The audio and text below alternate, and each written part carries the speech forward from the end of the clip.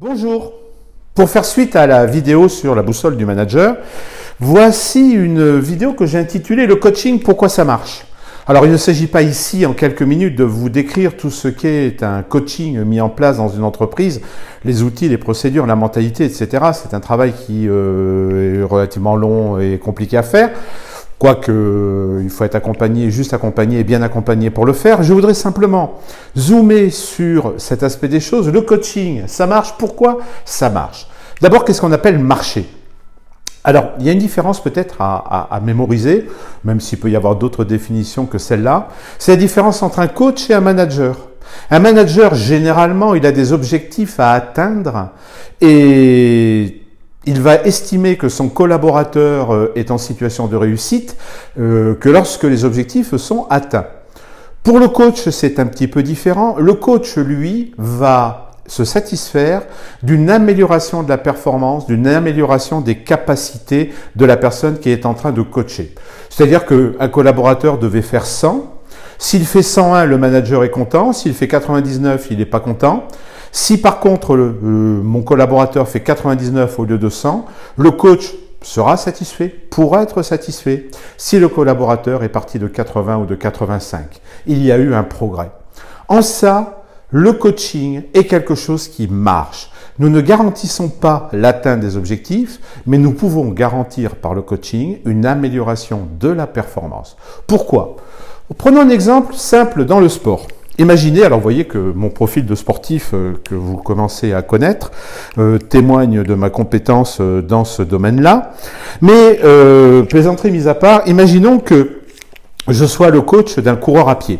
Eh bien, je vais faire une première analyse de mon coureur à pied, de ses compétences en termes techniques. Je suis d'ailleurs moi-même un bon connaisseur de la course à pied. Alors, je cours moins vite que le coureur. Sinon, le coureur, ça serait moi. Je suis juste un connaisseur, un bon connaisseur des techniques nécessaires pour bien courir à pied, pour courir vite. Alors, je vais définir un certain nombre de critères qui vont permettre à mon coureur d'aller vite et d'avoir une bonne performance. Alors, j'imagine, parce que je suis pas du tout, comme vous l'avez compris, un spécialiste de cette question. Mais par exemple, je vais dire, il y a l'équipement.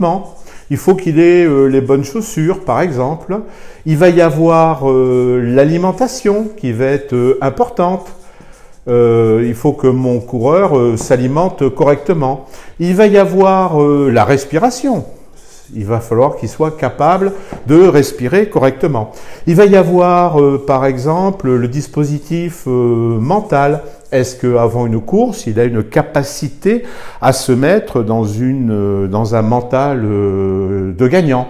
Il va y avoir le geste technique. Est-ce que il s'installe correctement sur le point de départ? Est-ce que, etc., etc., etc., est-ce qu'il déroule son pied? Et je vais avoir comme ça un ensemble de cartes qui vont constituer la performance. Alors ça, c'est la première étape. J'ai mes cartes parce que je suis un spécialiste de la course à pied et je sais que mon coureur, il doit avoir le bon équipement, la bonne alimentation, une respiration correcte, un mental, des gestes, etc. Donc je vais observer avec mon coureur et on va regarder ensemble. Et là, il va y avoir une comparaison qui va se faire entre mon coureur et moi-même au regard de cette observation. Par exemple, moi je vais dire, tiens, sur l'alimentation, il me semble que ça serait perfectible. Alors que mon coureur, lui, va me dire, ah non, moi je respecte parfaitement tous les principes diététiques. Il peut y avoir une divergence aussi dans l'appréciation. Alors dans ces cas-là, qui c'est qui a entre parenthèses raison, parce que entre guillemets, parce que personne n'a raison ou personne n'a tort, mais la parole de qui va passer en premier? C'est pas celle du coach, c'est celle du coaché. Pour une raison simple, c'est que je vais lui demander des efforts à mon coaché et que quelqu'un ne fournira des efforts pour progresser que s'il a la notion de devoir progresser. S'il a l'impression qu'il fait déjà tout bien, il y a peu de chances pour qu'il fasse les efforts nécessaires. Donc je vais procéder comme ça, carte par carte. Et avec mon coaché, avec mon coureur, eh bien l'équipement, oui, très bien, magnifique, pas grand-chose à dire. La respiration, là par contre, ah là là, je perçois un travail important à faire. Ou sur le mental, oh là là, oh là là, là, je sais qu'il n'est pas très bien. Le geste, par contre, techniquement, il est très bon, etc., etc. Je vais comme ça étudier les différentes cartes.